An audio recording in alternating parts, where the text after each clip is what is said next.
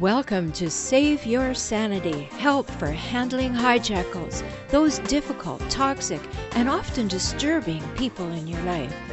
I'm Dr. Rhoberta Shaler, the Relationship Help Doctor, and I'm here for you. You'll get the insight, skills, strategies, and support to stop tolerating verbal and emotional abuse, whether it's happening now or it happened to you in the past, maybe by a parent, partner, ex, relative, or even a coworker. Time to take life back, to recover and to rediscover you, your values, dreams, desires, and realize them in healthy ways in healthy relationships. I'm so glad you're here. Hello and welcome to this episode. Today I'm going to talk about something I haven't spoken of very often. It's something that really hurts. It hurts me when I am working with a person who has been with a chronically difficult person, a relentlessly difficult person, and they have been raising a child or are raising a child together. And I know because of the things that are going on in the relationship that the child is being emotionally abused. So I want to talk today about some insights into understanding emotional abuse of children. And we often don't realize how much children are taking in. In fact, in some of the research, it's quite clear that the children who are going to become the hijackals of the world, or the children who are going to be mostly subjected to the hijackals of the world, are getting these inclinations before the age of 3. That's how important the emotional, psychological environment of the home is. It is so very important. So I wanted to talk about that today, because abuse is any behavior that is designed to control or dominate another person. Any behavior that is designed to control or dominate another person. So by nature, hijackals are going to be abusive. Now, you know that I talk about it all the time. I'm always talking about what life is like if you were raised by a hijackal, a relentlessly difficult person, whether you are with one, you have a friend, you have a partner, you have an ex, you have a coworker or a boss. All of these things impact you as an adult. But that child, that little child has no other way to be in the world. They have no one else to look up to. They have no choice. So this is something that's so close to my heart, and I'm sure that it touches yours as well. So let's think about this. Abuse is any behavior that is designed to control or dominate another person. It's a very fine line between being able to guide your children and to dominate and control them.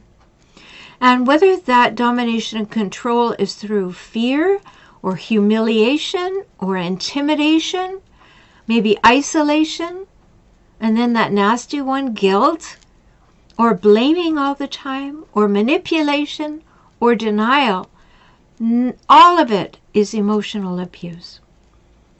So emotional abuse is any abuse that is emotional rather than physical.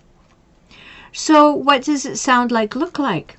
It can include belittling or discounting or manipulating the emotions of another person. And the big one that happens to children so frequently is the constant criticism. Yes, it can be less obvious than that. Maybe it's just continuous disapproval, or can't be good enough, or the parent just refuses to ever be really pleased by another person in another way. Or it can be giving children age-inappropriate behaviors or engaging in age-inappropriate confidences. You know, I have had clients where the child has become the confidant of the person who we call the hijackal, where I think of one in particular where the mother had such a need to have her woes listened to that she started using her oldest child, he was 11, and telling him, your father's no good, your father doesn't care about you.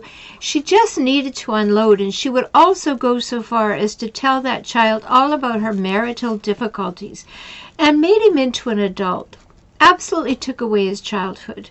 And in a sense, that mother was more married to her 11-year-old son than she was to her husband. She had become so dependent on him, that child, to listen. And that's emotional abuse.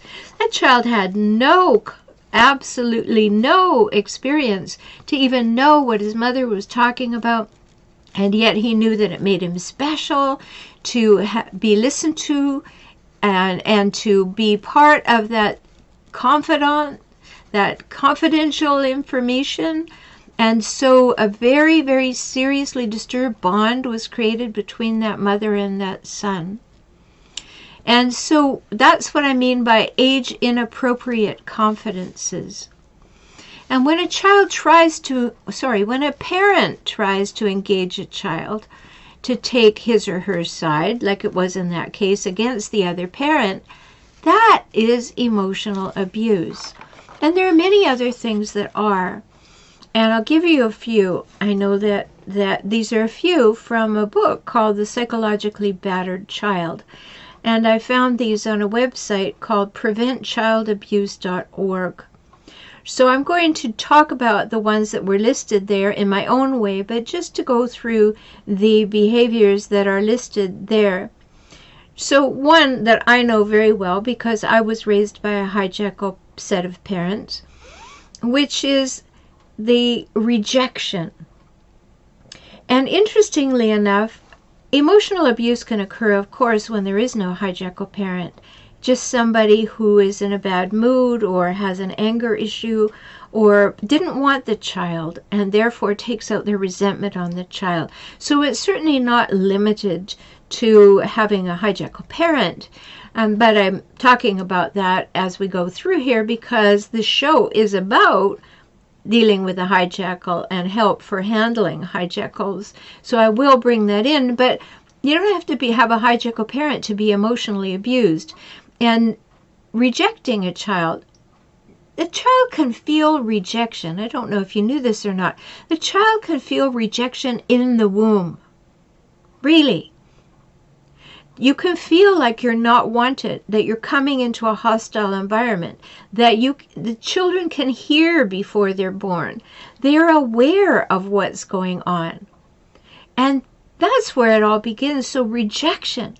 The parent, the caregiver, just doesn't want to acknowledge the child or value the child, or even that the child has legitimate needs.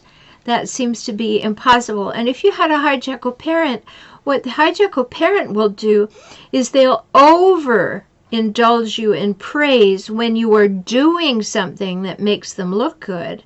And they will underindulge you in giving you any attention at all for who you are. They will undermine and devalue your needs and your worth unless you are performing well and making them look good.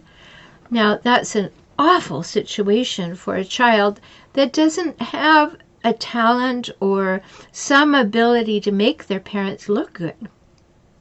Very difficult. So rejection is emotional abuse of a child. And then isolation is also emotional abuse. The adult cuts the child off from having normal social experiences or from forming friendships and makes the child believe that he or she is alone in the world. A client was telling me the other day that their grandchild, who had found a friend at preschool, so excited about having a friend, and she talked about that friend all the time. But then her hijackal father and her very, very passive mother decided to take the child out of school for 3 weeks and go to the seaside and have a vacation. And that was sad in its own way. But when the child came back to preschool, her little friend had moved on and found another friend. So when she came back, she had lost that friend. And that was very isolating. So it can happen in the home. It can happen because of the home. So rejection and isolation. The third one I want to talk to you about is terrorizing. This is where the adult creates a climate of fear and bullies and frightens the child and makes the child believe that the world is hostile or that the world will have its way with it and can catch them off guard. And often in situations of emotional abuse where we're talking about terrorizing, the adult terrorizes the child and then laughs at the child's fear. Very much emotionally abusing, because how is that child going to have any idea of how he or she fits in the world, what's important, how to stay safe, how to think about the world as a safe place? They can't. So it's very emotionally abusing. And similarly to isolation is ignoring the child. The child is just left to their own devices. They don't get the stimulation and the responsiveness they need. They're not engaged with, and they're not encouraged. They're just kind of left to fend on their own. And they're not interested in the child. The parent becomes emotionally abusive by being absent, by being not recognizing the child's needs, not recognizing the child's existence sometimes. That's abuse. It really is. You shouldn't have children that you are not going to care for and show interest in and help develop them. And I know that's pie in the sky in so many ways. But really, in a world that works where everyone's valued, we need that. So we have rejection and isolation and terrorizing and ignoring, and then we have corrupting. And this is where the adult encourages the child, actually encourages the child to behave badly in destructive and antisocial behavior. And when the child behaves badly, they kind of go, whoa, that's my kid. And they allow them to behave in ways that fails to give them any social equipment for behaving in society in appropriate ways.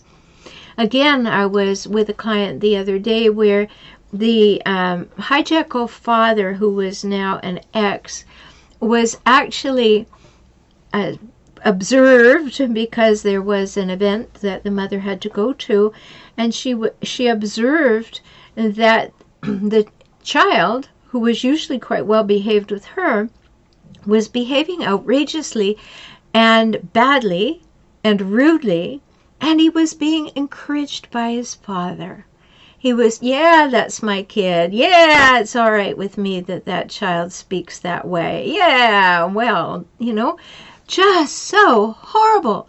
So that parent was emotionally abusing the child by corrupting their idea of how to be socially fit, how to fit in socially and behave in socially appropriate ways. And then two more. One is verbally assaulting the child. You've seen that in a store. I'm sure you have, because I have seen it so many times. That's where the adult humiliates the child, calls the child names, and makes big threats and harsh threats, and are sarcastic to children who have no ability in brain development in order to understand sarcasm. And so they beat the child's self-esteem down. And this is truly emotionally abusive. And the last one is over-pressuring. Now remember, these things that I've given you, 7 things. You don't have to be a hijackal to be doing these. Anyone can be emotionally abusing their child by doing these things. So over-pressuring. That's when the adult imposes extreme pressure on a child to behave or succeed or achieve in ways that are far beyond the child's capability. And you've heard these parents at games and at dance class and in various places where there's competition, and they are just pushing, and the child doesn't believe that their parent likes them, definitely doesn't love them, but doesn't even like them if they're not really good at something and making the parent look good and feel good. So, rejecting, isolating, terrorizing, ignoring, corrupting, verbally assaulting, and overpressuring. All of these things, did they happen to you? They certainly happened to me. One of the reasons that I do what I do in the world is because when I was brought up in this way and went on to marry somebody who fit the bill as well, I had no help. There was nowhere for me to turn. Nobody understood. And when it became obvious to me what had happened, of course, by then I had a doctorate in psychology, but why did I have this big interest in psychology? Well, I was trying to figure out my own life. And so that's why I developed all the programs that I do to help, because if you've been emotionally abused as a child, all of that stuff is in there. It got put in there without your permission from way early in your life when your brain was undeveloped. You know, our brain grows till we're 25 years old. So many markers along the way. We don't have all of the things that we need until we're fully 25. So emotional abuse is often more subtle than the systematic wearing away of their self-esteem and self-confidence.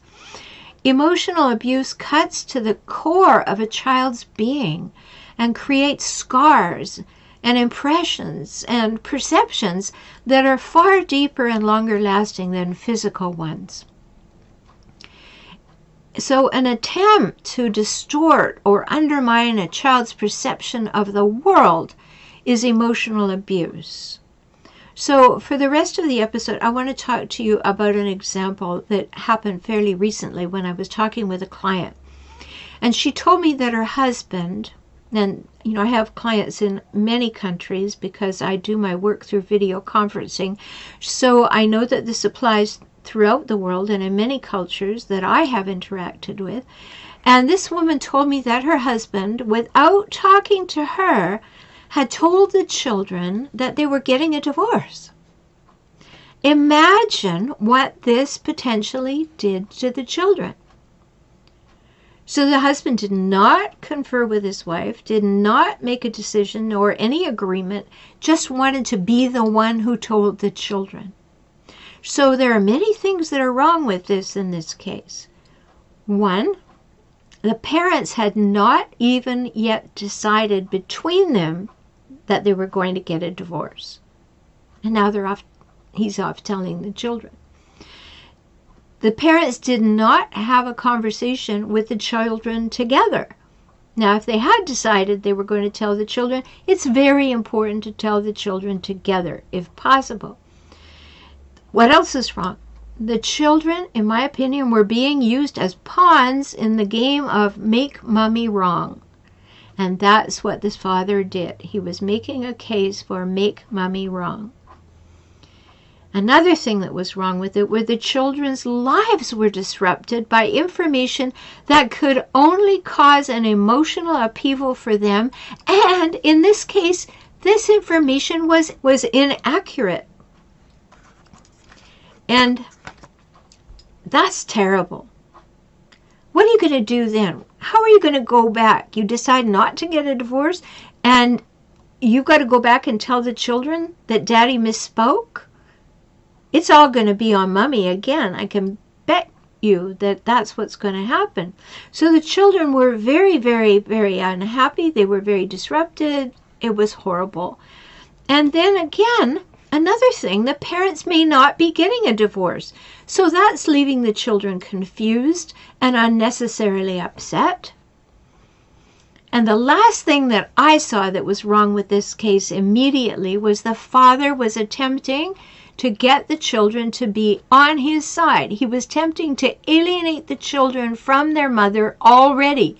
He wanted to be the one who told them so he could be the one in the right, so he could discount and dismiss and demean their mother, and he could bring the children onto his side. So emotionally abusive for the children. He purposefully played with their emotions and with the intent of making them side with him as he went into detail about it being mommy's bad temper that was causing the divorce. So this father was not thinking of his children. He was thinking only of himself, and he was manipulating the situation to his advantage. Do you see the emotional abuse all over this case? And these children are under the age of 10. They have no ability to comprehend the idea of divorce except in a self-referential way. So it's abusive to tell them that a divorce was pending when no such thing has been decided. The children are too young to process this information. At their ages, they're very concerned with parental approval and love, as well as for their own survival, and they have no ability to separate out things using logic and consequences. So another problem with this scenario at this age, the children will at some level believe and internalize that there was something they could have done or something they can do, something to prevent this, or they may be taking it in and thinking it is their fault. So sad. This is true. Whether or not they give voice to it, that's what they're thinking, because that's what their brains are capable of at that time. That's what their brains are doing to make sense of the world at that age. So know for sure that this is not alarmist thinking on my part. This happens all the time, and it certainly shows up in my office when adults come in to work with me. So this is emotional abuse of children. It absolutely is, and it's completely unnecessary. So I wanted to share this with you today because I wanted you to have a clear idea of what is emotional abuse. So you could know whether or not it's happening to your children, but so you could also know if it happened to you. You know, I have groups that you can be in that are on my website, and they're called Emotional Savvy Circles. And you can find them by going to my website for Relationship Help, FOR Relationship HELP.com/ESC. ESC for Emotional Savvy Circle. And I moved them off Facebook so that they are completely safe and they are completely invisible anywhere except on my website, and they're behind a login, so you are safe. You want to talk about these things, learn about these things, ask your questions. So for relationshiphelp.com/ESC. Emotional abuse is something that immature people engage in. Selfish people, self-centered people, people with narcissistic tendencies, hijackals. Remember my definition of hijackals. These are the people who hijack relationships for their own purposes and relentlessly scavenge them for power, status, and control. And they will do that with an adult, and they will do that with children. And this is emotional abuse. If I can help you, I'm always here to help you. Join the group at forrelationshiphelp.com/ESC, or come and work with me privately. New clients can use my introductory program at forrelationshiphelp.com/join. I look forward to talking with you soon, and take really good care of yourself. I'm so glad you spent this time with me today. I hope you heard something that touched your heart and empowered you to move forward. You can have the life and relationships that you most want, and that begins with you, within you, today. I'm always here for you. Life can get better, and you heard that from me, the Relationship Help Doctor. I'm Rhoberta Shaler, and I work with clients throughout the world through video conferencing. We can talk. So learn more at forrelationshiphelp.com, forrelationshiphelp.com, or visit me on YouTube at For Relationship Help. Join me for next week's show.